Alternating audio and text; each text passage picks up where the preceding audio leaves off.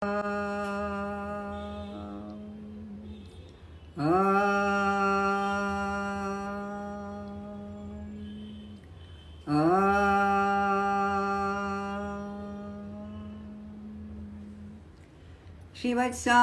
Mahoraskam Vanamala Virajedam Shankhchakradaram Devam Krishnam Vande Jagadgurum. I bow to Lord Krishna, the preceptor of the universe, who wears a garland of white flowers and holds the conch and discus in his hands. Om Sahana Vavatu Sahanau Bhunaktu Sahaviryam Karavavahe Tejasvina Atitamastu Ma Vidvishavahe. Om Shanti Shanti Shanti. Let us be protected, let us be nourished, let us achieve great things through our studies, and let the studies lead us to the highest. And let us be enthusiastic about our studies, and let us never have cause to quarrel with each other. Hari Om Tat Sat. Welcome to our 16th talk on the Srimad Udhhava Geeta, and today actually we are going to have a very interesting talk.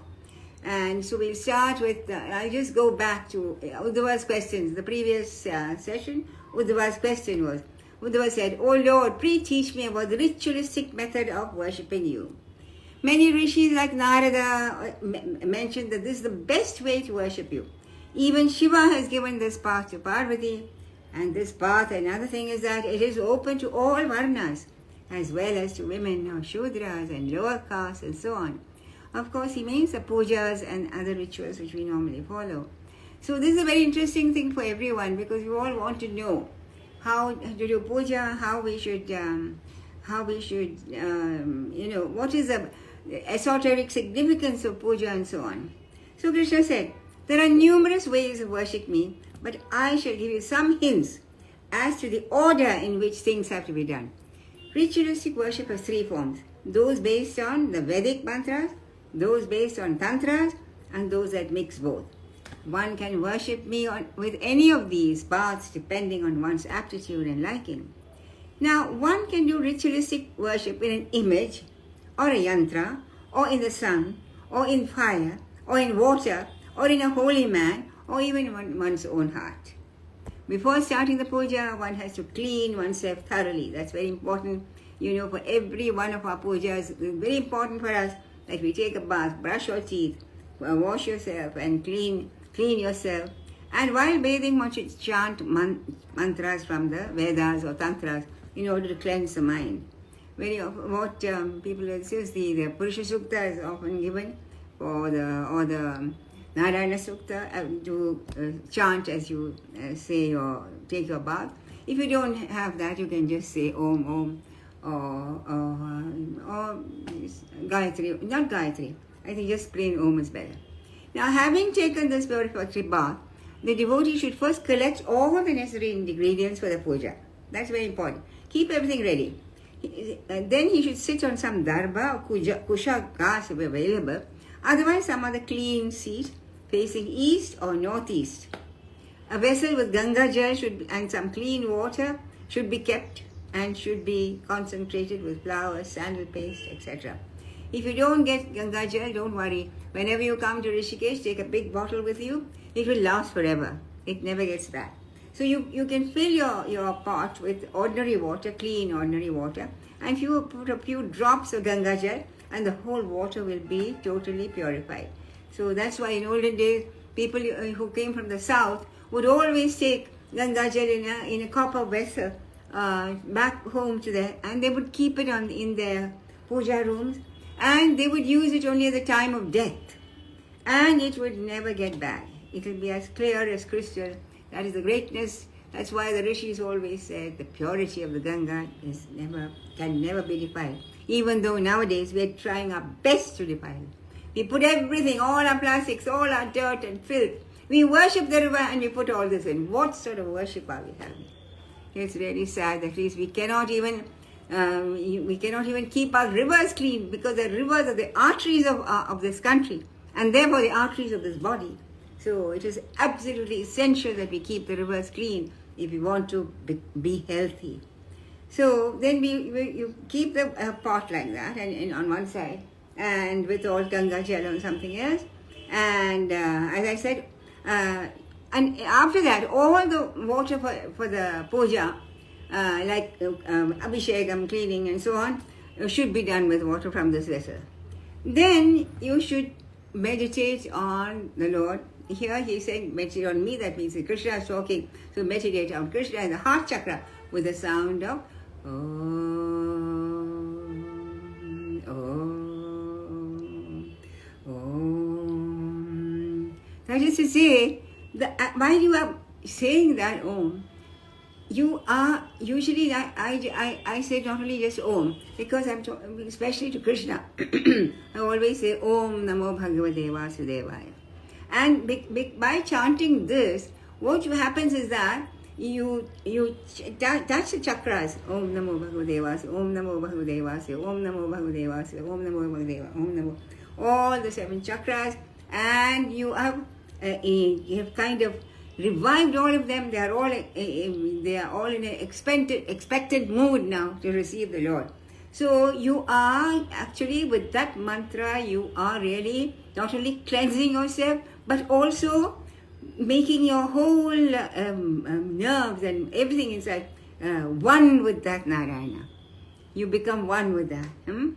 And then we transfer it into the idol in front. You take a tulsi leaf or something and breathe into it. That means with your breath, that effulgence called Narayana or Krishna is being put into that tulsi leaf, and you enliven that little idol in front of you with this. That is called Avahanam. So Avahanam, you are making alive the little the idol in front of you through the energy of the Lord inside you. It's not being taken out from somewhere else. Otherwise, what is that idol? It's only something made out of gold or copper or glass or paper or whatever. And in what way can it help you? It helps you when inside you is that Supreme. The Supreme is ever inside you. That energy of the Supreme is taken out and invested into that idol in front of you.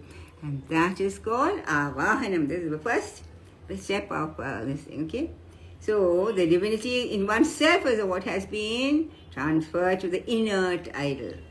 Then an appropriate seat, of course, should be kept for the Lord with mantras, and the murti should be kept along that with all you must imagine all his accoutrements like the Sudarshana, Shankar, Vanamala, Chakra, all these things. Shankar, Chakra, you place all the accoutrements in the correct places. And like he says, my attendants like Nanda, Sunanda, etc., should be worshipped as being stationed in the 8 quarters. All of them, they are all protecting him, standing around him on all sides. They should all be facing the deity.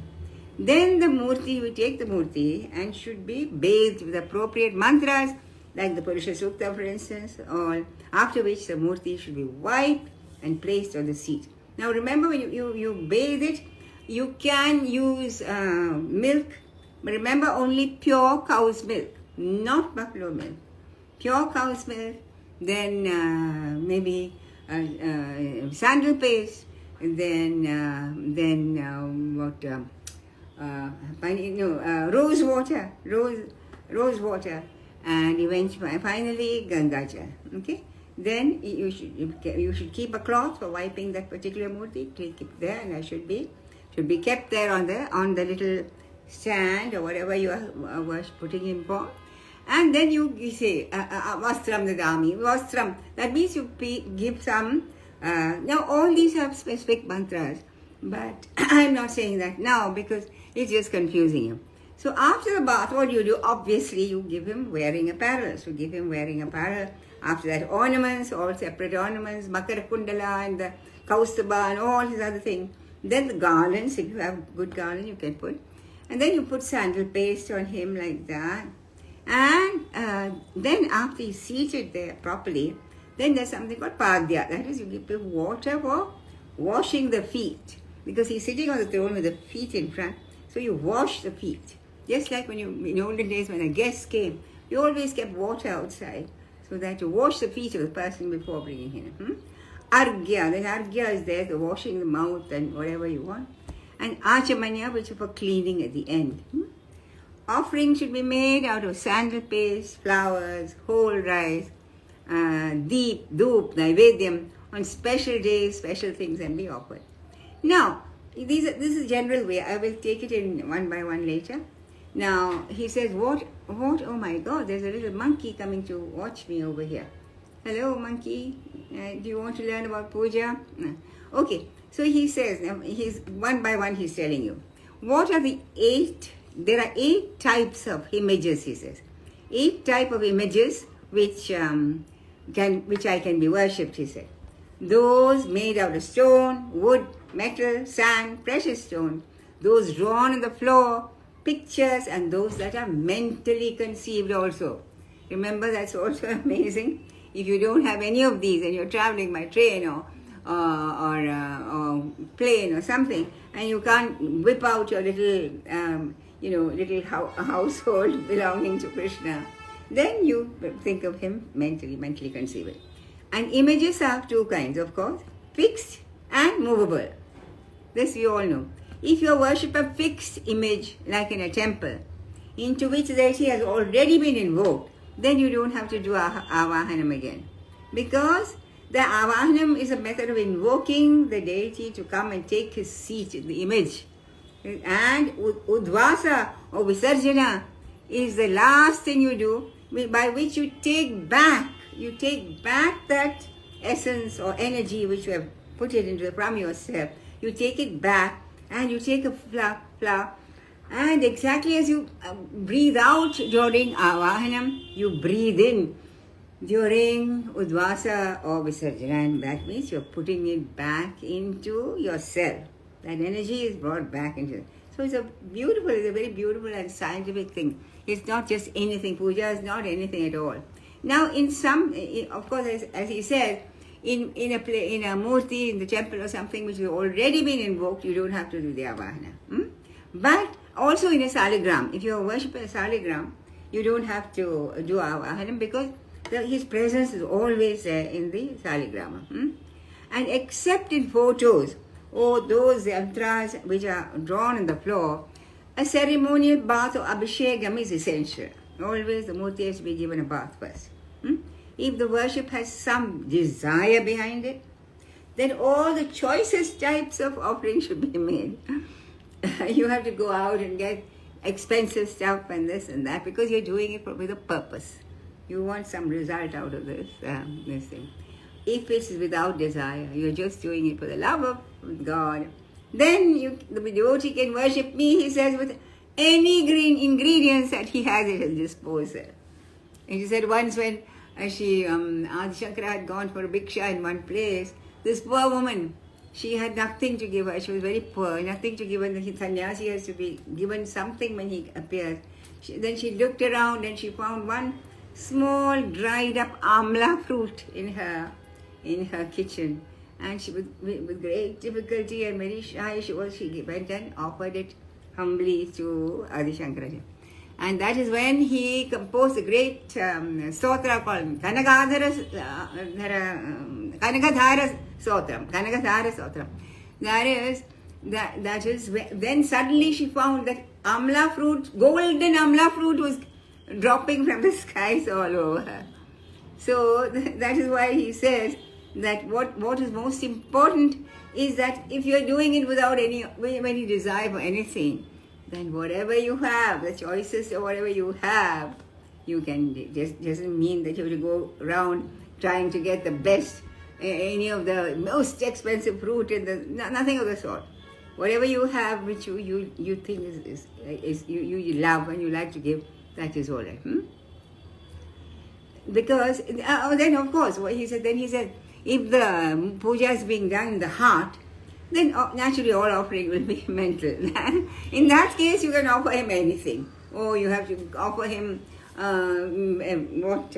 mangoes when are out of season, or some kiwi fruit from New Zealand, or some special strawberries from where is that place? Mahabaleshwar, or whatever. In your mentally, you can give him anything you want. Naturally, it's obvious that you can give him. You can just go haywire. There's a very funny story about the Guru was telling the Shishya how to do puja, and the Shishya was sitting down and mentally doing puja. He was mentally doing puja.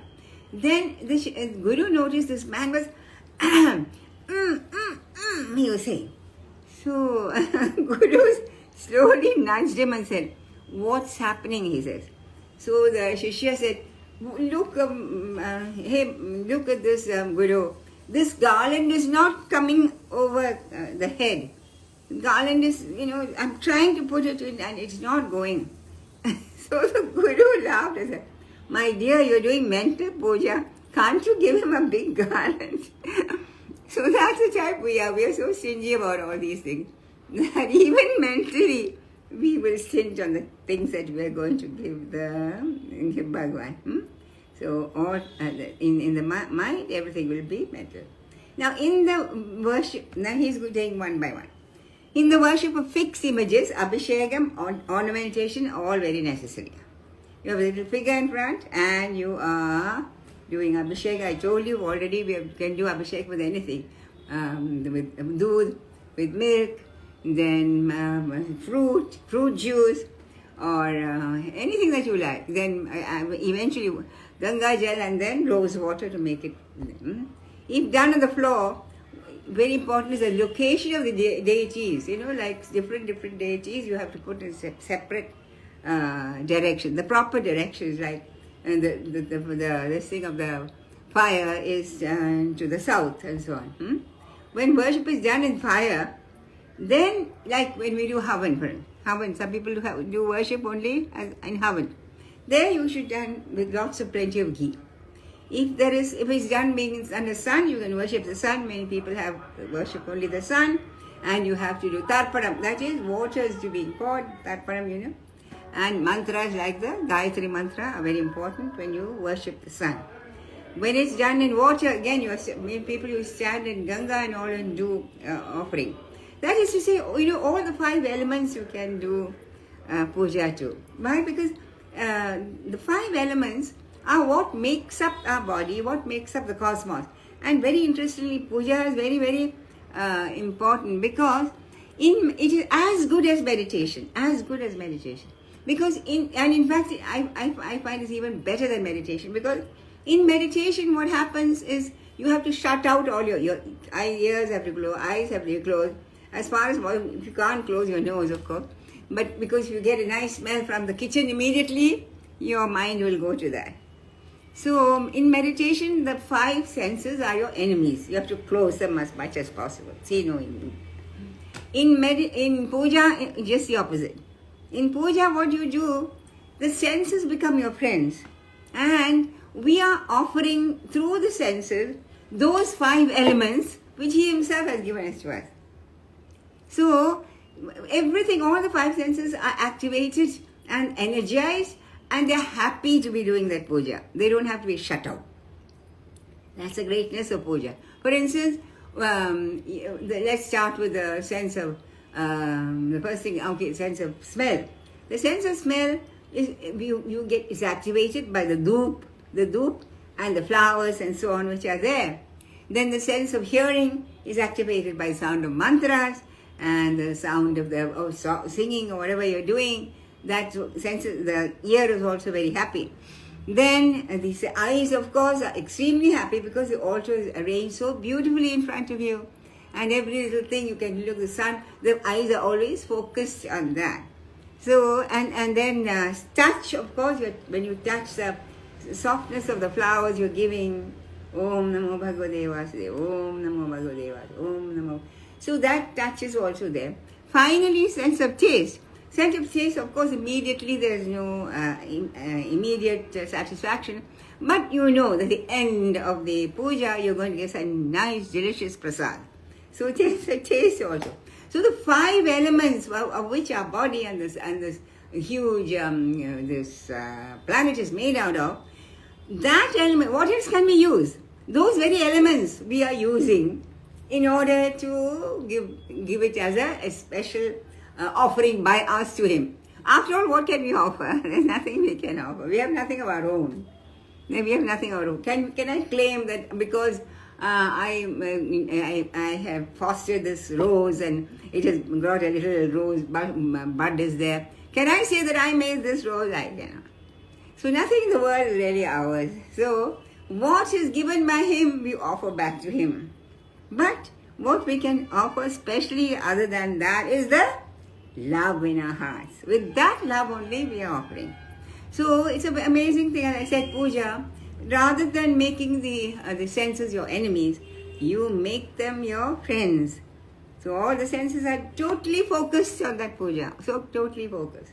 And the sound of the bell and the smell of the perfume of the agarbatti and the sight of the beautiful altar. Always try to make your altar as beautiful as possible, because then the eyes will be very happy about it. Even if you're mentally doing same thing, you can make it even more beautiful, isn't it? So anything, he says, in water you can offer only water itself. You stand in the water and offer water. That's all you offer. Or a few flowers also. So these are various things in which, various ways in which the puja is very, very important part of any ritual, I feel, because of the, as I said, because the senses are not your enemies anymore. So in that way, I feel it's like a more deep than a meditation when you sit for puja without thinking of anything else. That puja becomes a wonderful meditation in itself. Now he says, but in all these things, the most important point is the shraddha, or sincerity of faith, which is done. If you are not doing the thing, Om Namo, Om Namo, Om Namo, I wonder the milkman has come, Om Namo, Om Namo, Om. That is of no use whatever.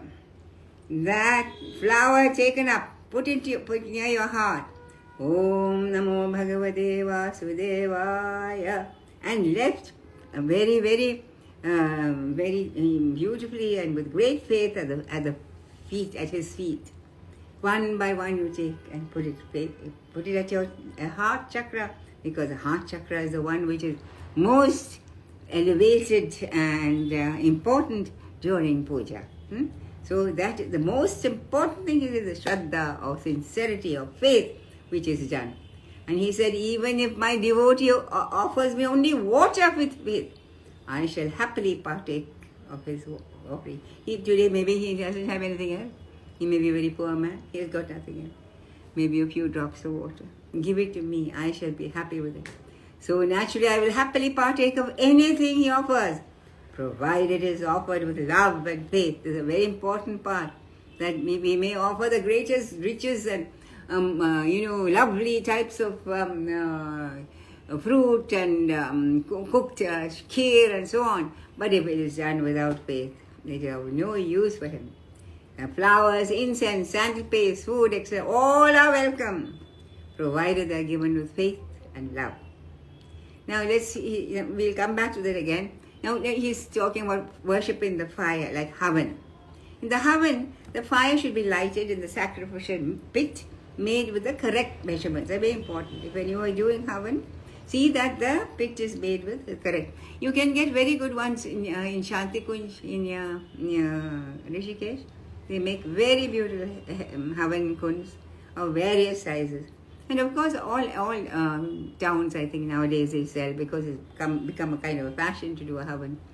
So twigs should be made to form a burning flame. Now, the best sort of twigs are either like mango twigs. Mango twigs catch all very easily.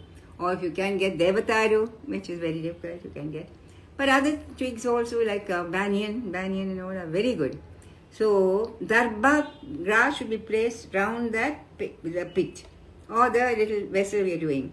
And water, Ganga Jal, Apavitra Pavitro va, Sarvavasthan Gadol va, Yasvaret Pundarigaksham, Yasvaret Bhahyad Bantara Shuji. While you sprinkle water, you say, He who thinks of the lotus feet of the Lord, he will be automatically purified inside and outside. That is what you say when you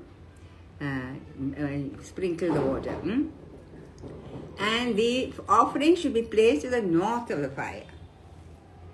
Okay, then one should meditate on me as manifesting in the fire, he says. Like molten gold with 4 arms holding the conch, the discus, mace and lotus, decorated with ornaments and diadem, bracelets, girdle, armlets, etc., with the mark of Srivatsam in my chest and the Kaustubha jewel shining on my chest. And the Vanamala, he's wearing the Vanamala always. He should meditate on me thus in the fire. Look at the fire and just see him when the fire starts burning, just see him in the fire. Then consign twigs dipped in ghee into the fire with the mantras Om Prachapataye Swaha, Om Agnaye Swaha, Om Suryaya Swaha, Om Somaya Swaha. He can also use Purushokt Sukta for chanting and Abhishekam and all that. Or he can use many other things. Even nowadays people use Hanuman Chalisa even. Anything which you are especially interested in doing, that you can do.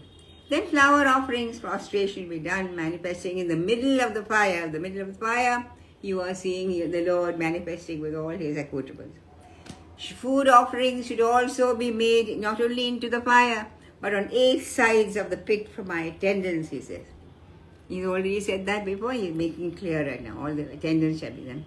Then again, sitting on the seat, one should meditate on me as the Brahman who is manifesting as Narayana.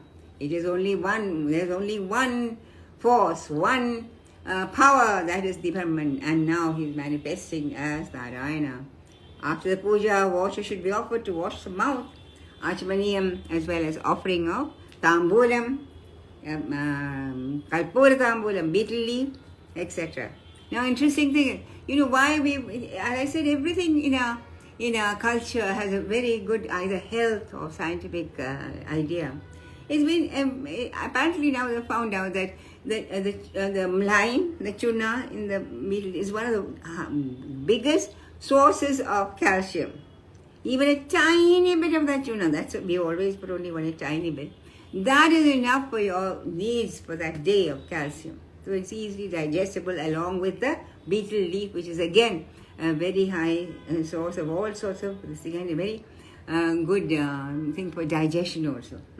So remnants of the food should be offered to the Vikshvasenas. Vikshvasenas are the guardians of the quarters, and they also, the remnants of the food offered to him, Vikshvasena Samarpanam, finally you say that, Vikshvasena Samarpanam. After this is all over, and that is the thing, then you can worship me, he says, with stotras like Vishnu Sahasranama, or if you're worshipping Devi, Lalita Sahasranama, or other songs, dances, whatever you want. Then he should go around me 3 times and fall at my feet, placing his right hand, Dandavat. Here, when you come to the ashram, I always show you how to do that. You fall Dandavat, that means full prostration, and you imagine that your hand should come on this. Your right hand should touch his right foot, and your left hand should touch his left foot. So you put the right and left, and repeat this. Prabannam pahimamisha bhidam mrityuma ugraharnavad. That is, please save me, O Lord, from the huge crocodile-infested waters of samsara. Prabannam pahimamisha bhidam mrityu ugraharnavad. So you full prostration and imagine that he is standing in front of you, and you put your right hand on his right foot, left hand on his left foot, and say this mantra. Then he should. Then you must think. You reverently open your hand and think that you are receiving sandal paste and flowers and things from him. If the pujari who is doing, usually he is the one who will give you the flowers and the prasada, and then reverently put it on your head like that. Then after that, the presence should be withdrawn into yourself. This is known as Udvasa or Visarjana. That means you can't just leave it, that if you're leaving and going, that means you've left your life behind you there. So that energy, that force, that principle of which rules the entire universe, that is already you have offered into that little idol. You should bring it back again. How do you do it? How did you put it there? By breathing breath into the flower and putting it there. Similarly, you take a flower or a leaf from there, breathe it in with the idea that here, that divine presence, that divine essence, I'm taking back into my own mind. This is known as Visarjanam Udvasa. So I am the essence of everything and present in every object and in one's own self.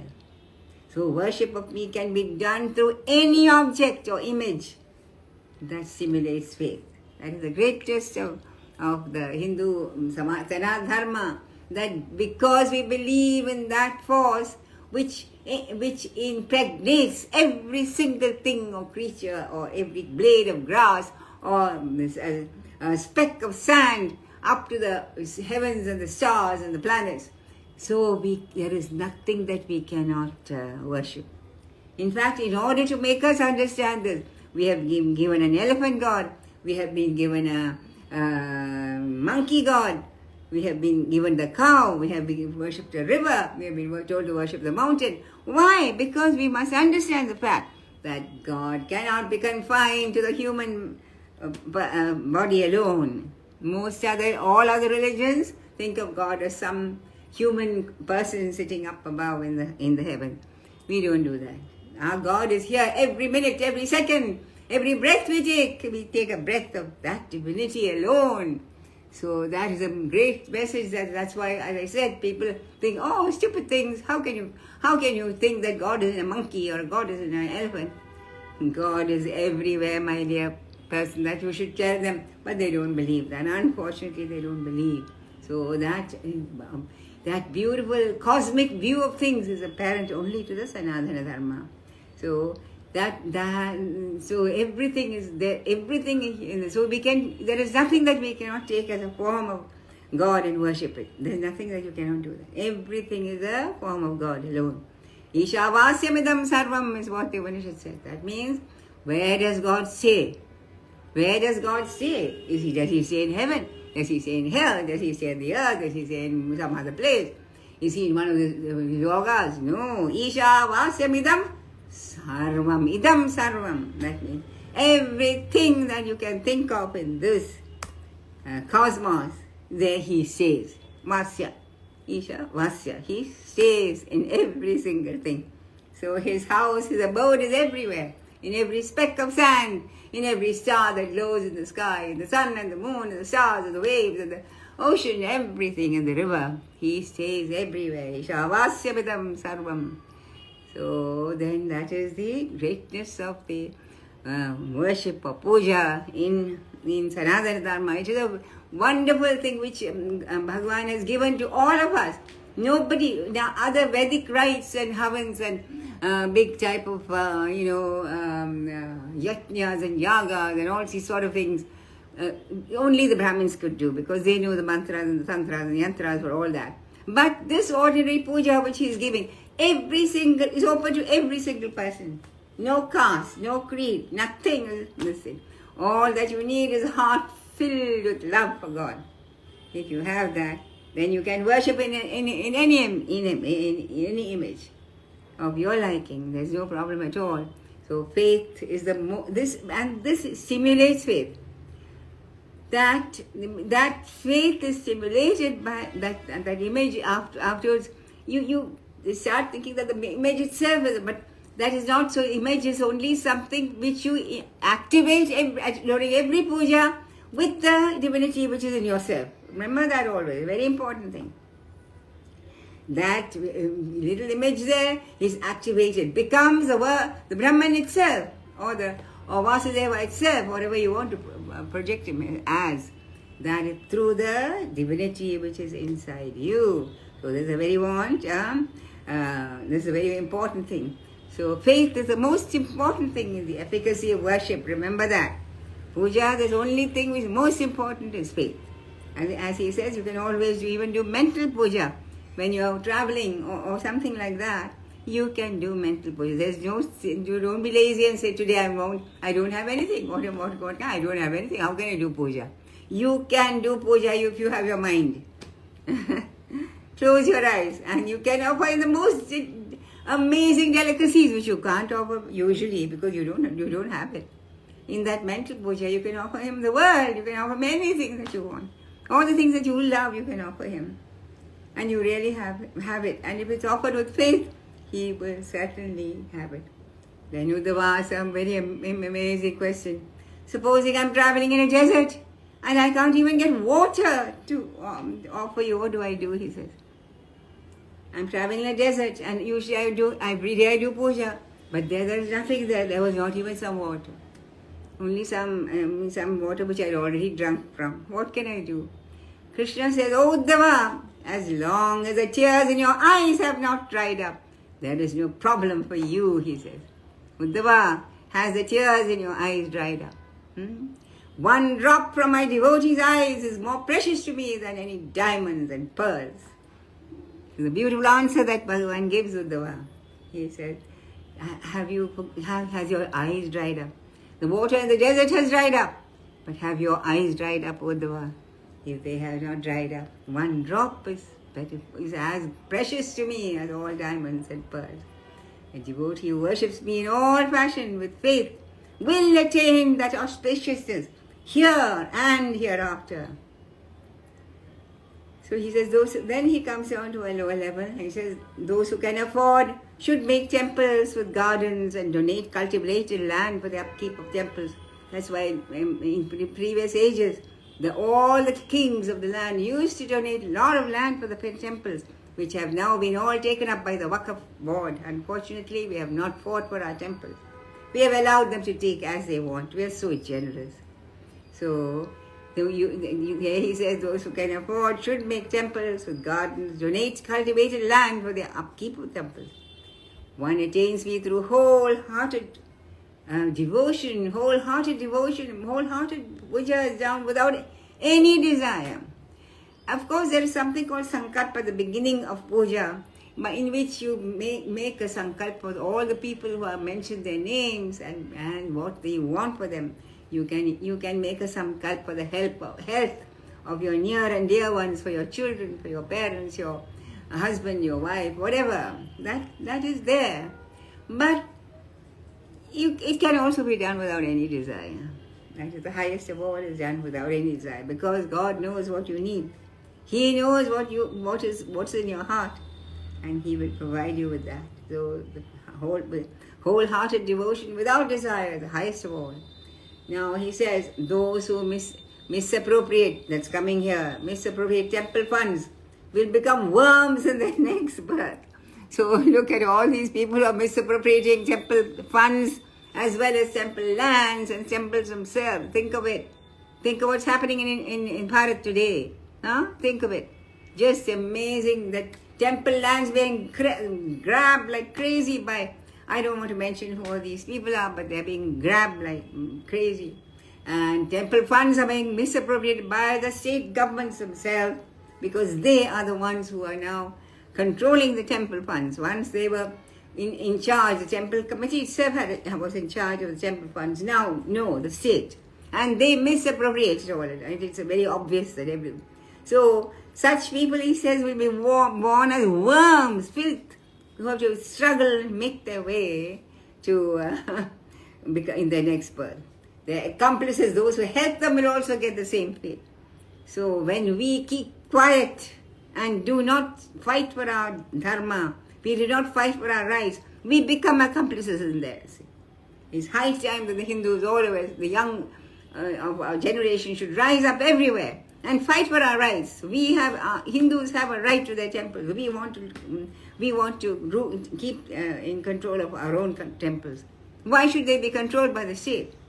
So these people, unfortunately, we will not be able to see them becoming worms in their next birth. But Bhagavan has promised us, and be sure that they will be born as worms in their next birth.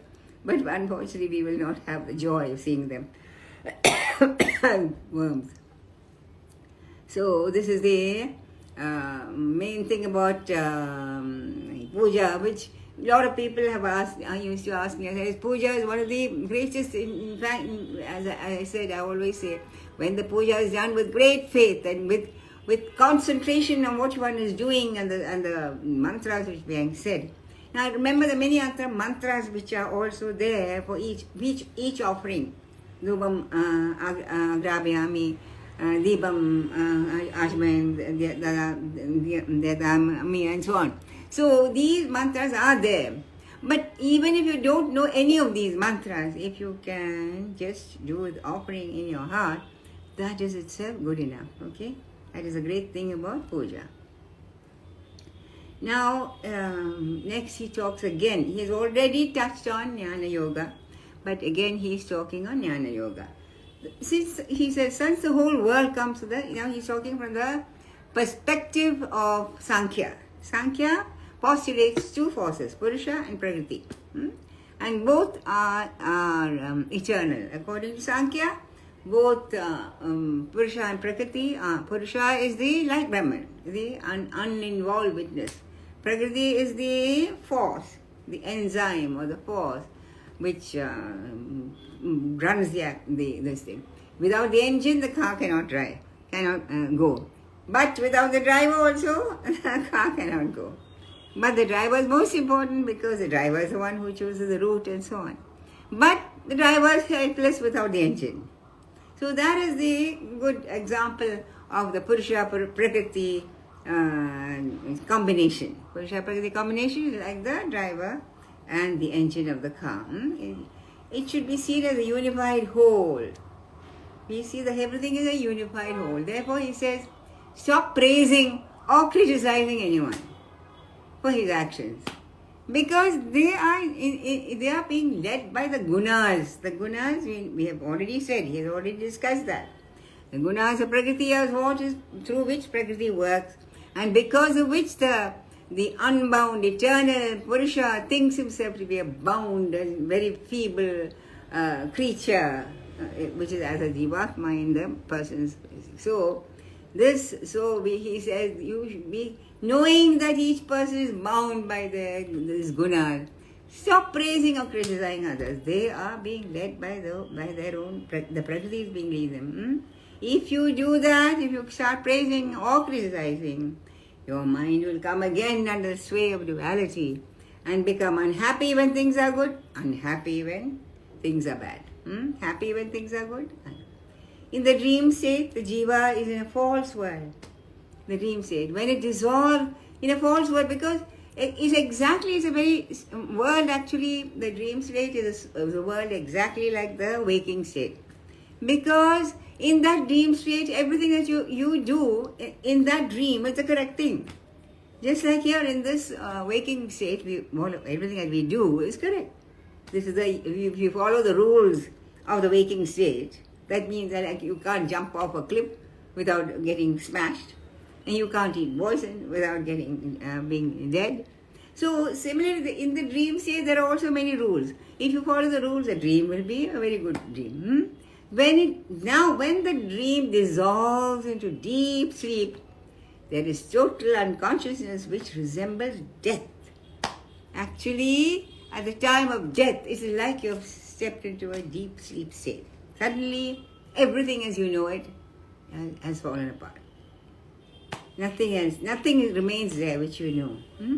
The man who sees only the multiplicity is also dead to his spiritual identity. That's what he wants. Main thing is he's talking now about this man who sees only multiplicity. Everything he sees different. That is different. Tree is different. And this thing, the Brahmin is different from the Chandala is different. The worm is different. The creature, of course, it is different. No doubt. It actually, as far as utilitarian value, they're all different.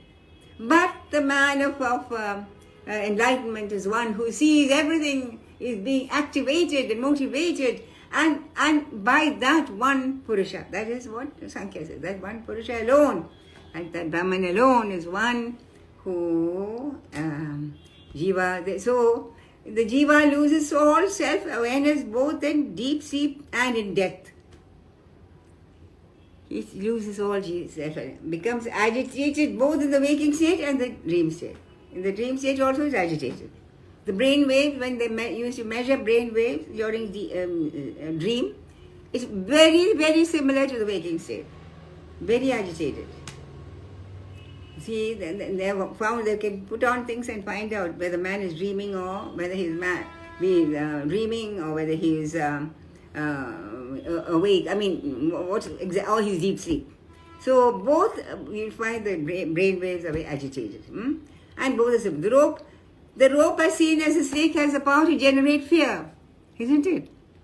In olden days, there was not much light, no electricity, nothing. So when you just went out to the veranda to have a look and you just suddenly saw, my God, there is a snake in that corner. I can hear it hissing. It's almost, I can hear the sound of the hissing. I think I can see the hood as well. It must be a cobra. Now, the tremendous fear is cultivated, invoked in the mind of the person who sees that. And who is, how can that fear go away if somebody with a light comes?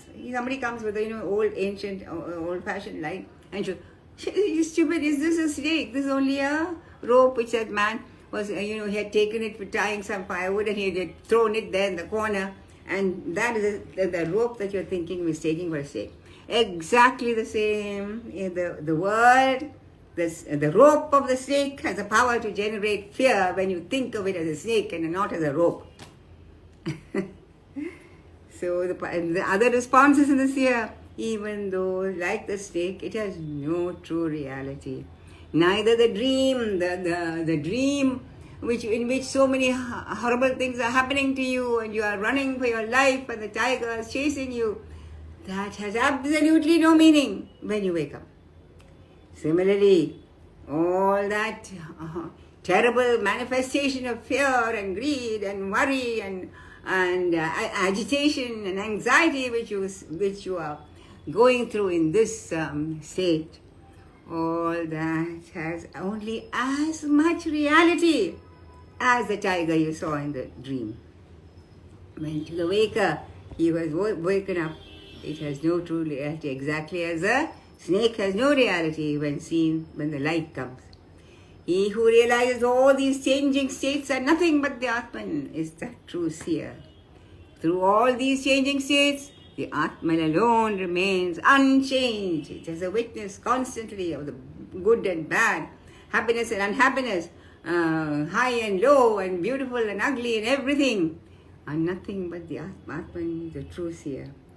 The body, when it alive, the mind, when it's aligned with the external objects, generate fear till death. Until death. Even after that, it is not, it has to take another body because it will get rid of that fear. When it is aligned with that, when you think that these external objects are real, as long as you think the snake is real, it will generate fear till death. Or till enlightenment, which destroys this identification with all these beautiful things. At the dawn of enlightenment, when it's realized that these things are really like the snake in the rope, these things have no real value. They have no reality as far as I'm concerned. What existed before and what will exist now and what will exist afterwards is the same. That's only truth. One truth is that this Atman alone is real and exists before, in between, and at the end, always. The omnipotent being is the created, the creator, and the saved, and the savior. He alone is the created, that's the created, and he's the creator. Like the spider creates out of himself. Beautiful, wonderful. Have you seen some spider webs during rainy monsoon season? They start making these beautiful, fantastic webs. Where does he create from? From inside himself. From his, withdraw himself. It has only reality, very, very short reality. So he is both the saved and the savior. He is both the destroyer and the destroyed. It is the Atman that shines as a many, but it is the one that shines as a many. Like, say some in Haridwar there's a temple in which there are mirrors, concave mirrors facing each other. So then when you look at it, it goes on. You are on again and again and again, inside and inside and inside. You see 1,000 yous standing in front of you. Like when Lord Krishna showed his first Vishwariva darshan was given to his own mother, Yashoda. He opened his mouth and she saw herself in there. And she saw a little Krishna in there. And that little Krishna had an open mouth. And inside that little Krishna's open mouth was another world. And there was another Gokulam. And there was another Yashoda. And there was another Krishna with open mouth. Inside that Krishna's mouth, it went ad infinitum. And her head reeled.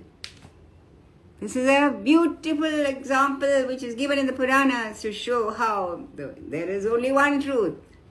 It shines in everything and gives a apparent reality of infinite things and so many. So, that which is accepted in this world is its threefold aspect. Adhyatmika, Adi Bhavdiga, Adi Daivika is a false superimposition on the Brahman, on the Atman, like the snake in the rope.